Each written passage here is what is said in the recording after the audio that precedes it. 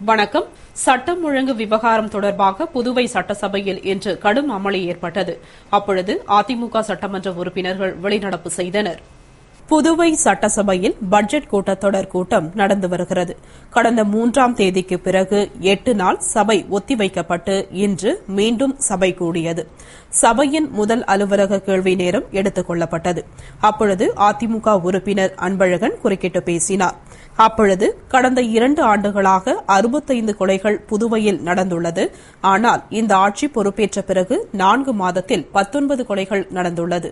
பொதுமக்கள் சுதந்திரமாக நடமாட முடியாத நிலை ஏற்பட்டுள்ளது. இது தொடர்பாக பேச வேண்டுமென கவன ஈர்ப்பு தீர்மானம் கொடுத்துள்ளோம். ஆனால் அந்த கவன ஈர்ப்பு தீர்மானத்தை அரசு எடுத்துக் கொள்ளவில்லை.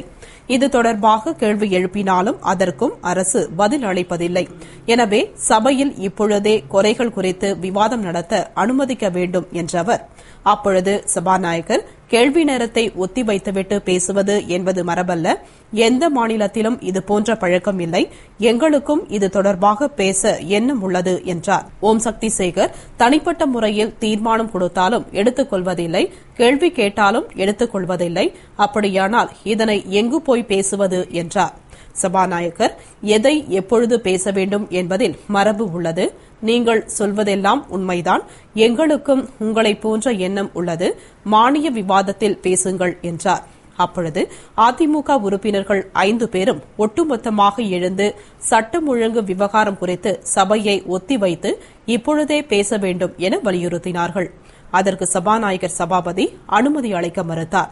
இதனையடுத்து அதிமுக உறுப்பினர் அன்பழகன் இந்த அரசு குற்றவாளிகளுக்கு துணை போகிறது, அதனை கண்டித்து நாங்கள் வெளிநடப்பு செய்கிறோம் என கூறி சபையை விட்டு வெளியேறினார். அவரைத் தொடர்ந்து மற்ற அதிமுக உறுப்பினர்கள் 4 பேரும் வெளியேறினார்கள். இதனைத் தொடர்ந்து சபாநாயகர் சபாபதி காங்கிரஸ் உறுப்பினர் லட்சுமி நாராயணன் எழுப்பிய கேள்விக்கு முதலமைச்சர் பதிலளிக்க கேட்டுக் கொண்டார். அதோடு இடைத்தேர்தல் தேதி அறிவிப்பு வெளியாகியுள்ளதால் உறுப்பினர்கள் அறிவிப்பை பதிலாக எதிர்பார்க்கக்கூடாது என்று அறிவுறுத்தினார். பதில் இல்லாத கேள்விகளுக்கு சட்டசபையை நடத்த வேண்டுமா என்று எதிர்க்கட்சித் தலைவர் வைத்தியலிங்கம் பேசினார். புதுவை சட்டசபை விடுமுறைக்கு பிறகு இன்று கூடியது. அப்பொழுது தேர்தல் விதிமுறை உள்ளதால் திட்டங்கள் குறித்து கேள்வி எழுப்ப வேண்டாம் என்று சபாநாயகர் கூறினார். அதற்கு எதிர்ப்பு தெரிவித்த சட்டமன்ற உறுப்பினர் திரு மல்லாடி கிருஷ்ணாராவ் நடைமுறையில் இருக்கக்கூடிய திட்டங்களையும் தற்பொழுது கோப்பு வடிவில் உள்ள திட்டங்களையும் குறித்து பேசலாம், அதை கூட பேச முடியாவிட்டால் இந்த கூட்டமே நடக்க தேவையில்லை, சபையை ஒத்திவைத்து விடலாம் என்றார். பின்னர் பேசிய எதிர்க்கட்சித் தலைவர் திரு வைத்தியலிங்கம் பதில் இல்லாத கேள்விகளுக்கு சட்டசபையை நடத்த வேண்டுமா? சட்டமன்ற உறுப்பினர்கள் பேசுவது தங்களுக்கு சபையில் கிடைக்கும் பதிலுக்காகவும் உறுதிக்காகவும் தான். அரசுக்கு சம்பளம்தான் பிரச்சனையாக இருந்தால் சம்பள பில்லுக்கு ஒப்புதல் பெறுங்கள், இல்லையென்றால் ஒட்டுமொத்தமாக சபையை முடித்து விடுங்கள், மீண்டும் மார்ச் மாதத்தில் சந்திப்போம், இல்லையென்றால் சபையை தள்ளி வைத்து தேர்தலுக்கு பிறகு மீண்டும் கூட்டுங்கள் என்றார். இதனால் சபையில் சிறிது நேரம் சலசலப்பு ஏற்பட்டது. புதுவை வானரப்பேட்டை அதிமுக பிரமுகர் கொலை வழக்கில் 9 பேர் கைது செய்யப்பட்டுள்ளதாக SSP சந்திரன் கூறியுள்ளார். இது தொடர்பாக அவர் கூறுகையில், புதுவை வானரப்பேட்டை காளியம்மன் தோப்பு பகுதியைச் சேர்ந்தவர் கந்தா என்கிற கந்தசாமி. இவர் உப்பளம் தொகுதி அதிமுக துணை செயலாளராக பதவி வகித்து வந்தார். கடந்த 9ஆம் தேதி மாலை 3:45 மணியளவில் கந்தா தனது வீட்டில் இருந்தார். அப்பொழுது 13 பேர் கொண்ட கும்பல் அவரது வீட்டுக்கு வந்தது. அந்த கும்பல் கந்தாவை சரமாரியாக வீச்சரிவாளால் வெட்டிக் கொன்றது. மேலும் இதனை தடுக்க முயன்ற கந்தாவின் மாமனார் சுந்தரகுமாரையும் அந்த கும்பல் வெட்டிவிட்டு காரில் தப்பி ஓடிவிட்டது. இந்த கொலை குறித்து முதலியார்பேட்டை போலீசார் வழக்கு பதிவு செய்து கொலையாளிகளை தேடி வந்தனர். இந்த நிலையில் இந்த கொலை வழக்கில் தொடர்புடைய 9 பேரை கைது செய்தனர் என்றார். மேலும் கொலையாளிகள் போலீசில் கொடுத்துள்ள வாக்குமூலத்தில் கந்தாவை கொல்லும்படி எங்களுக்கு புதுவை ஜெயிலில் இருக்கும் வானரப்பேட்டை மணிகண்டன் உத்தரவிட்டார். ஜெயிலில் இருந்தபடி அவர் செல்போன் மூலம் எங்களுடன் அடிக்கடி பேசுவார். அப்பொழுதுதான் கந்தாவை கொல்லும்படி எங்களிடம் சொன்னார். அதன்படி திட்டம் தீட்டி கந்தாவை கொலை செய்தோம். ஒரு வழக்கில் மணிகண்டனுக்கு எதிராக கந்தா சாட்சியம் கூறினார். எனவே கோபமடைந்த மணிகண்டன் கந்தாவை கொல்ல முடிவு செய்தார். அவர் உத்தரவிட்டபடி நாங்கள் காரியத்தை நடத்தி முடித்தோம். மேலும் தியேட்டர் ஒன்றில் மங்காத்தா படம் பேனர் வைத்ததில் எங்களுக்கும் கந்தாவுக்கும் தகராறு ஏற்பட்டது. இதனாலும் அவர் மீது நாங்கள் கோபத்தில் இருந்தோம். அந்த நேரத்தில் மணிகண்டன் எங்களுக்கு உத்தரவிட்டதால் கந்தாவை கொன்றோம் என்றார்கள் என்று கூறினார். புதுவை பாரதிதாசன் மகளிர் கல்லூரி மாணவிகள் இன்று திடீர் வகுப்பு புறக்கணிப்பில் ஈடுபட்டனர். புதுவை முத்தியால்பேட்டையில் பாரதிதாசன் அரசு மகளிர் கல்லூரி உள்ளது. செமஸ்டர் தேர்வு நெருங்கி வரும் நிலையில் பிரெஞ்சு ஆசிரியர் பற்றாக்குறையால் மாணவிகள் பாதிக்கப்பட்டனர். மேலும் பிரெஞ்சு பிரிவுக்கான கல்லூரி அறையில் ஃபேன், டேபிள், நாற்காலிகள் தரமற்ற நிலையில் இருந்ததாக கூறப்படுகிறது.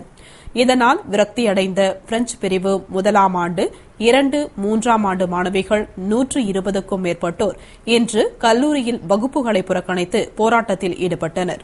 கல்லூரி வளாகத்தில் அமர்ந்து கையில் அட்டைகளை ஏந்தி போராட்டம் நடத்தினர்.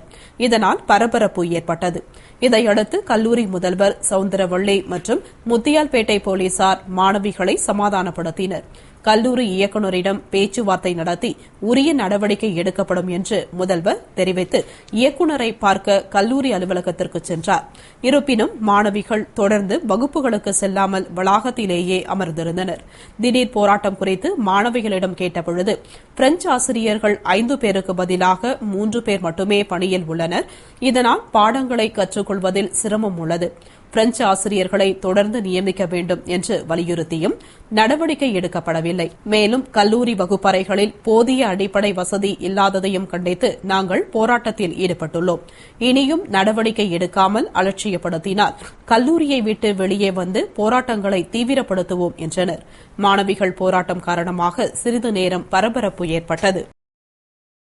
புதுவை நெல்லித்தோப்பு பெரியார் நகர் பகுதியில் உள்ள முக்கிய சாலை சீரமைக்கப்படாததால் சாலையில் தண்ணீர் தேங்கியுள்ளது. இதனால் அப்பகுதி மக்கள் மிகுந்த சிரமத்திற்கு ஆளாகியுள்ளனர். புதுவை நெல்லித்தோப்பு தொகுதிக்கு உட்பட்ட பெரியார் நகர் பகுதியில் சமீபத்தில் சாலை அமைக்கும் பணி நடைபெற்று வந்தது. ஆனால் முக்கிய சாலையாக பயன்படுத்தும் சாலை மட்டும் சீரமைக்கப்படாமல் விடப்பட்டது. இதனால் மழை காலங்களில் மழை நீர், கழிவு நீர் ஒன்று சேர்ந்து சாலையில் தேங்கி நிற்கிறது. இதனால் அப்பகுதியில் செல்லும் மாணவ மாணவிகள் கழிவு நீரில் நடந்து செல்லும் அவல நிலை ஏற்பட்டுள்ளது. மேலும் வாகன ஓட்டிகள் தட்டு தடுமாறி செல்லும் சூழலும் நிலவுகிறது. இந்த சாலையில் கழிவுநீர் தேங்கி இருப்பதால் நோய் பரவும் அபாயம் உள்ளது. மேலும் துர்நாற்றமும் வீசுகிறது. பல மாதங்களாக இந்த சாலை இப்படியேதான் உள்ளது. எனவே சம்பந்தப்பட்ட அதிகாரிகள் அத்துறை மூலம் நடவடிக்கை எடுத்து சாலையை போர்க்கால அடிப்படையில் சீரமைத்து அப்பகுதி மக்களின் இன்னல்களை போக்க வேண்டும். இத்துடன் செய்திகள் நிறைவடைந்தன. வணக்கம்.